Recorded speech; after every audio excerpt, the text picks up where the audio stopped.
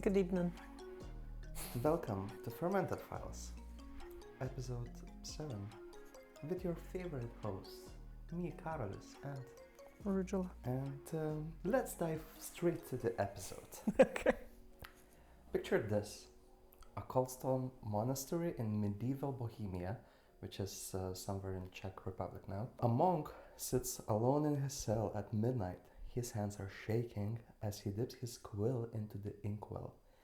He knows he has only until sunrise to complete an impossible task, creating the largest book ever written. If he fails, he'll be walled up alive inside the monastery. Legend says that at this moment he made a choice that would echo through centuries. He turned to the only being who could help him complete this Herculean task, the devil himself. This is giving Dan Brown. Today we are diving into what might be the most fascinating manuscript ever created, the Codex Gigas, or better known as the Devil's Bible. Have you heard about it? Yeah. Like in the name. And I'm pretty sure there's books called like something like that. But this is Yeah, I a know. specific... No. I'm sorry, but I thought that the most mysterious handbook is the Voynich manuscript. I guess no. Fair enough. Handled like a pro. I guess not that. I guess we can discuss that in another episode and compare them. Stay in your lane. So let's start with the basics. What is this book and why is it so special? The Codex Gigas is the largest medieval manuscript in the world. When I say large, I mean this thing is absolutely massive. Imagine trying to lift a book that weighs 75 kilograms or 165 pounds. That's about as heavy as a full-grown panda bear, for comparison. Fully grown Regilla. It stands 90 centimeters or 3 feet tall and 50 centimeters or 20 inches wide. So it's a huge book. But size isn't everything. Though in this case, it's pretty impressive. I love that. Each page is made from high quality donkey skin parchment, and it took the skins of 160 animals to create this monster of a book. Right. Think about the next time you're running low on printer paper. The consistency of the writing is what really gets historians excited, and trust me, that's not something they say often. Every single letter, every word, every line looks identical, as if it came from the same hand at the same time, which, as we'll discover later, is either impossible or something much more sinister. Now, what's actually inside this book? First, you got the complete Latin Bible, both Old and New Testaments, but that's just the beginning. Between its wooden covers bound in leather, you'll find a fascinating collection of texts that paint a picture of medieval life and knowledge. There's Josephus' Antiquities of the Jews, a comprehensive history of the Jewish people. Then you got Isidore of Seville Encyclopedia, which is basically the medieval version of Wikipedia, covering everything from medicine to astronomy. There's a chronicle of Bohemia telling the history of the region.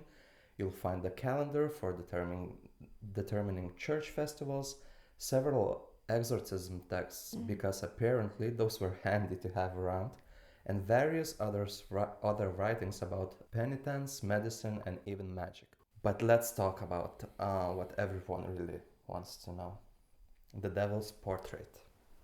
On page 577, I have the picture if you want to see. Absolutely. Love that. I'm so sad we can't like put videos onto this, but I guess Instagram feed. Yeah, love that. But if you're listening, just Google the name and you will see the picture.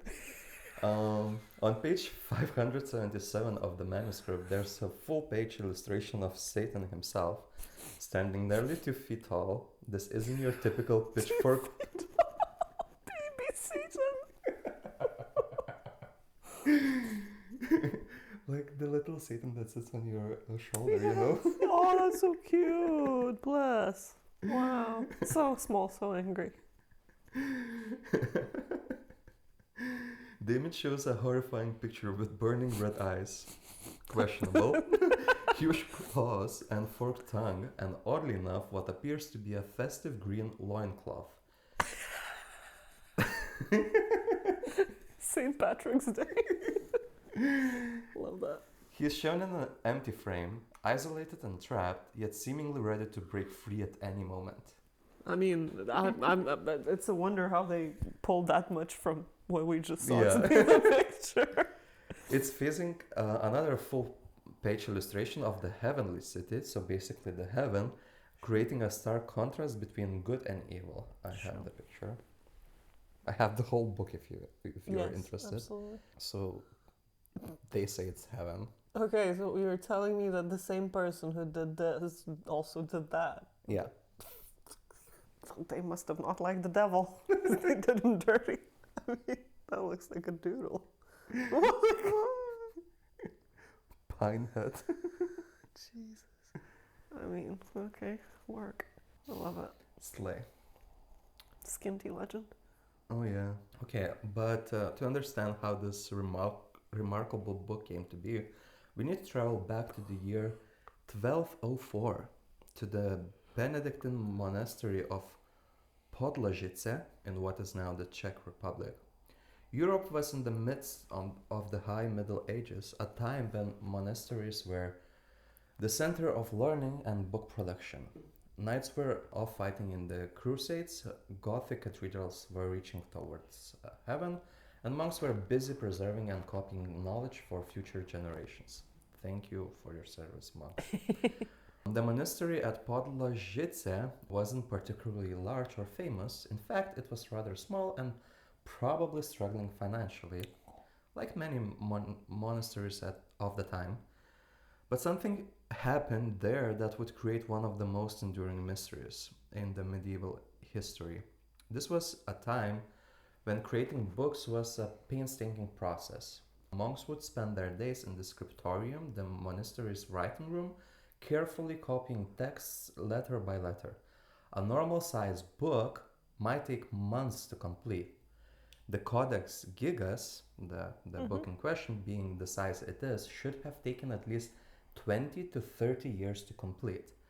But here's where things get strange. All evidence suggests that the entire manuscript was written by a single scribe, not over decades, but in much shorter time. The consistency of writing is unprecedented. There are no changes in style, no signs of aging or fatigue in the hand that wrote it. It's as if someone sat down and wrote the whole thing in one impossibly long session. And this is where our story takes a dark turn. According to the most famous legend, the book was created by a monk known as Herman the Recluse. The story goes that Herman had broken his monastic vows, though exactly how varies depending on who's telling the tale. Some say he was caught practicing dark magic, and there is magic described in the book. Others that he had committed a terrible crime. Whatever his transgression, his punishment was severe. He would be walled up alive inside the monastery, sealed behind brick and stone until he died. However, he was ordered a chance at redemption. If he could create a book containing all human knowledge and complete it in a single night, his life would be spared. Herman knew it was impossible. No human could write so much in so little time, even I guess with AI these times. As midnight approached and desperation set in, he did the unthinkable. He prayed, not to the god, but to the Lucifer himself. The devil appeared, offering a deal.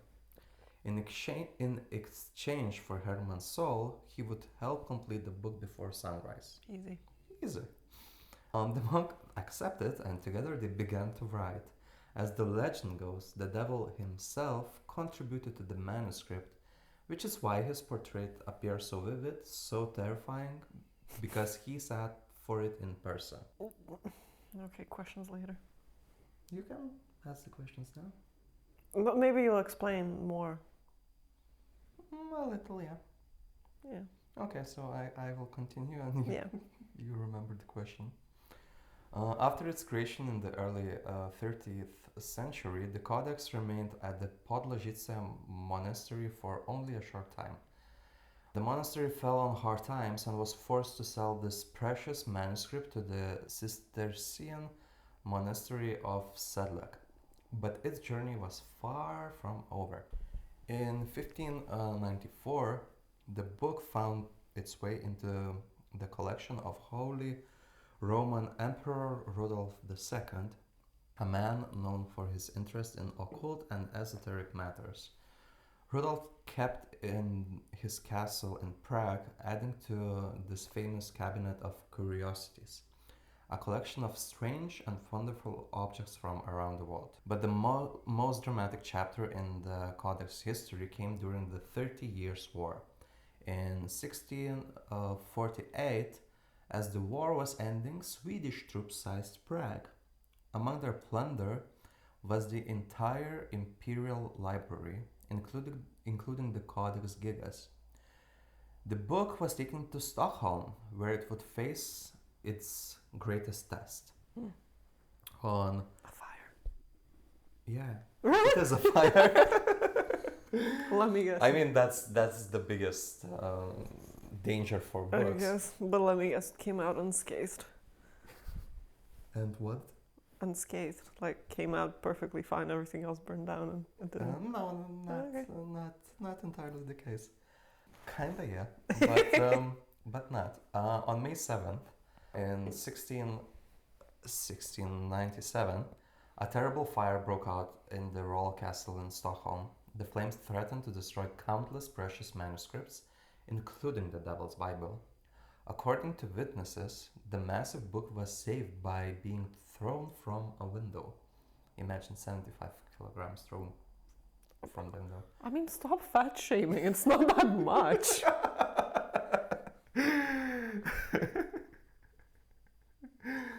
But yeah, so someone has had just an idea that, I could throw all these books, but I will throw this one very heavy one, and just threw it through the window. Some say the survival was miraculous.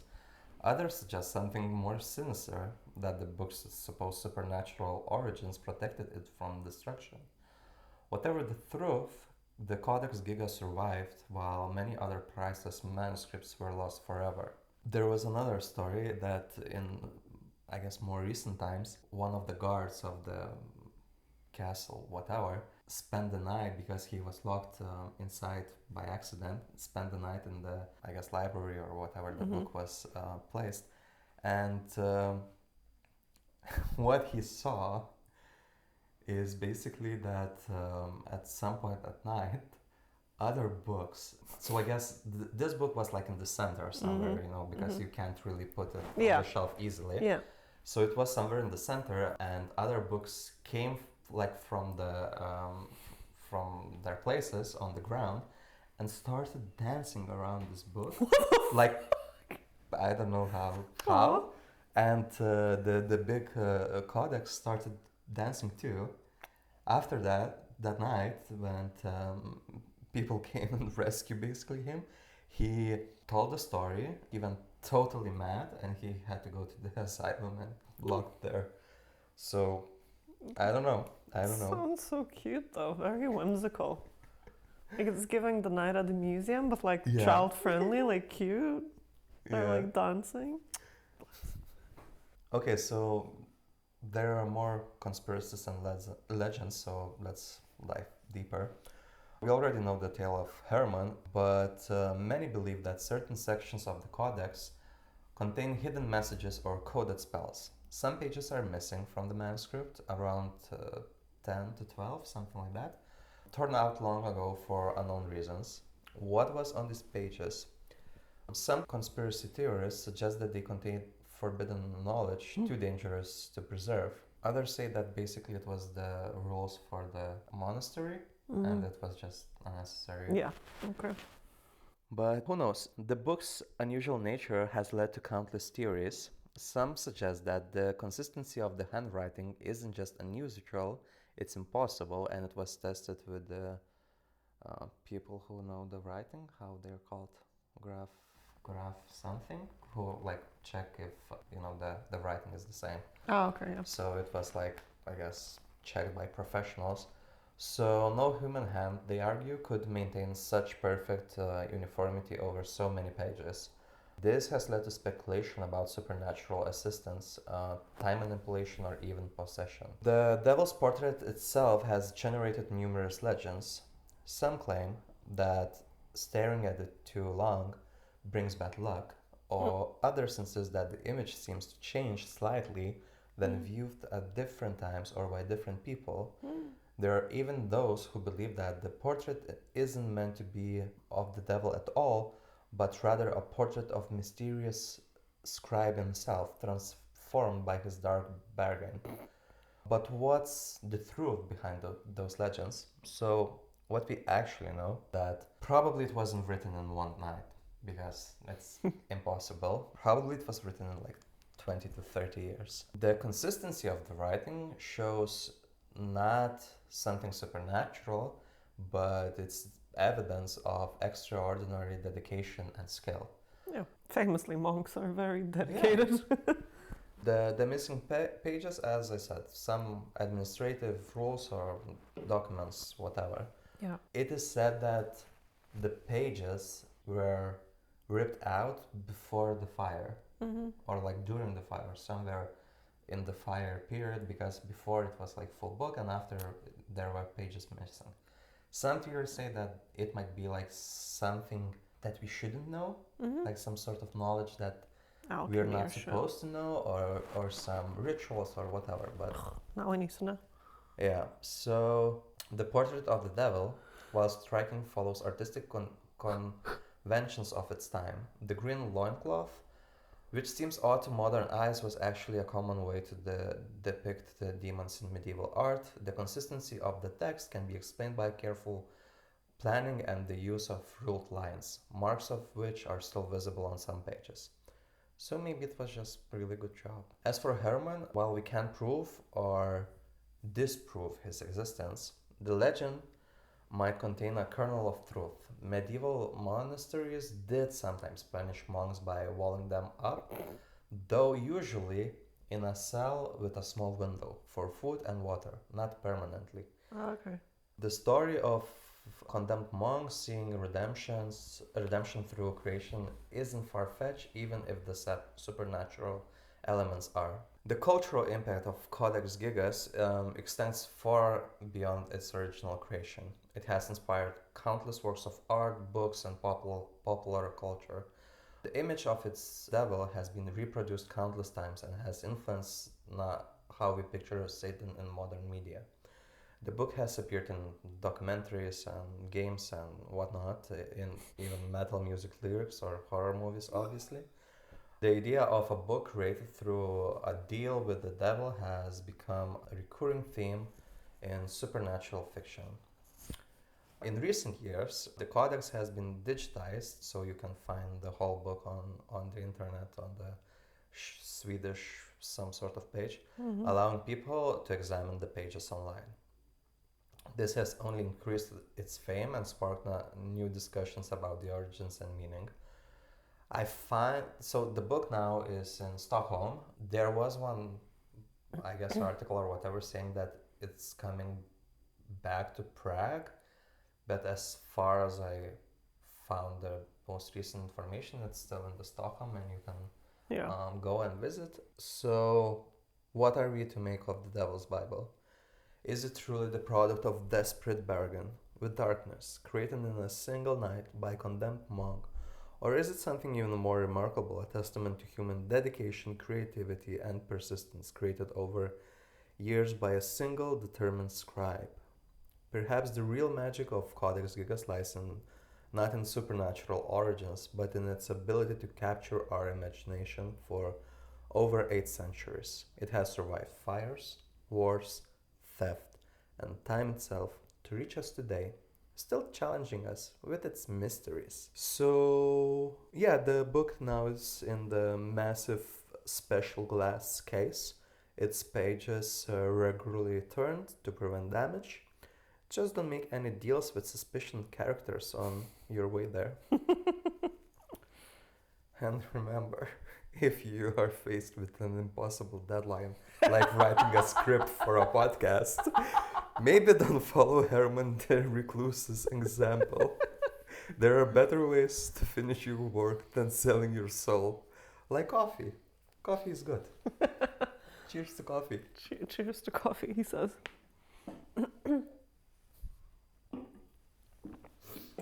Well, I mean, bro presumably came out of that night alive, so I don't see why you're telling us not to get in the deal with the devil, but okay. Devil shaming?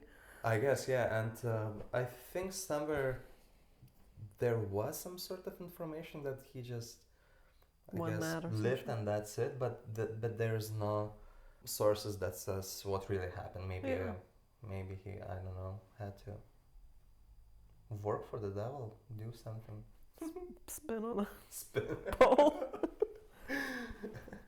Or maybe he went to the heaven that he painted in the other page. I do have to say, obviously, while you were just finishing, I did go on the internet and I did Google it, and some of the pictures seem to be like better quality, and those pictures, like the devil does seem more impressive than the scan that I saw. Yeah.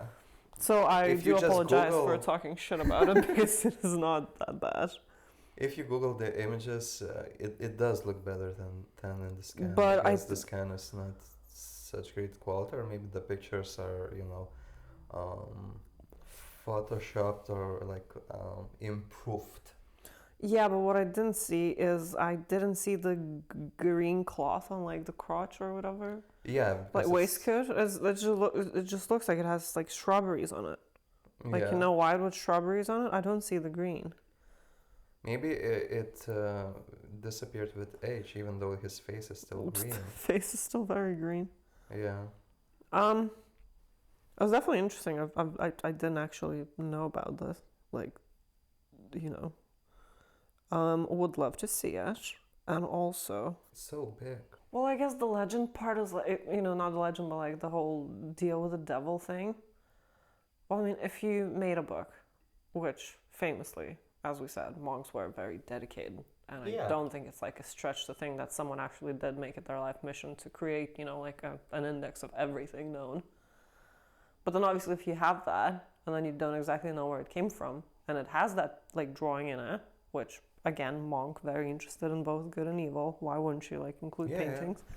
This is the book describing all the knowledge. So. Exactly. So naturally, sort of organically from that, given the nature of the book, you would then, be like, this is such a huge book. Surely a human couldn't have done this.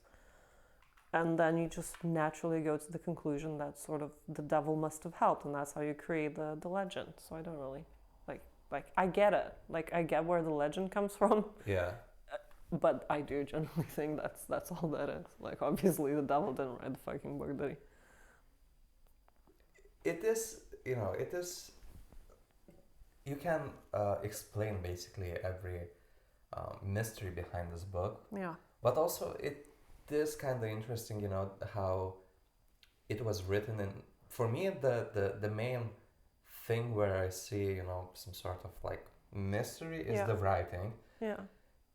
Even as you can be very, very like dedicated to it and like trying to keep it consistent, but the writing changes even, I guess, through the day. True. If you write something in the morning and write the same thing in the evening, True. It probably would be different. So I'm not saying it's not possible, but it's very, very hard to do. So that's impressive. Whether it's devil or not devil, it is impressive. Well, if it's the devil, then it's super impressive because he will have done it in like a few hours between whenever he got contacted in the morning. So, well done. And he managed to sit for the portrait in that time as well. So. Yeah. You know what they say, the devil works hard, but Kris Jenner works harder. Exactly. But yeah, I guess as far as I read, the book was not very interesting for the church. They kind of Wow.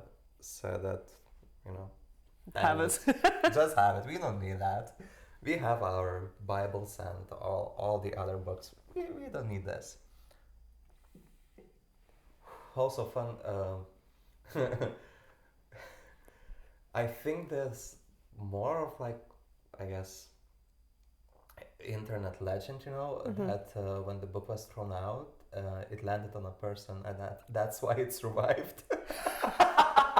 Yes. I love that. So maybe the book even is a killer. Maybe it's true crime episode. I love that. That's like the blue stallion. Oh yeah. I'll just love objects killing people and then becoming like famous for it. Love that for her.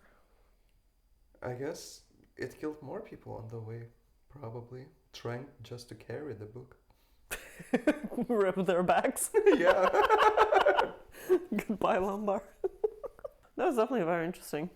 I will be looking at the scanned pictures of the pages and summoning the devil and doing magic and whatever else. Yeah, and I think the next page after the devil is it's empty. No, it's something, and I think it is the writings of the exorcisms.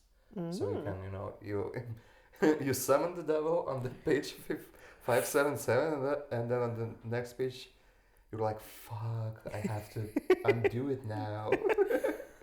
Or because you've summoned the devil and you're just interviewing him, you get actually his POV, you know, when he's like possessed a person, because we only know like what the exorcist sees. But like we get devil's POV. He's like, these guys are just fucking sat there with their crosses, chanting at me, showering me in fucking water. Guys, stop. I just want to chat shit. Just give me your thing. I love that. So yeah, that's the story. No, love it. Thank you. So as always, follow us on all the social medias. Listen to other episodes. Listen to other episodes if you speak Lithuanian or understand it, then you have the Lithuanian fermented files to listen to every 2 weeks. And drop us a line or slide into our DMs and let us know if you would like us to cover anything specific. Yeah. And also, please drop us some discount codes for English language lessons. Thank you. Thank you. Bye. Bye.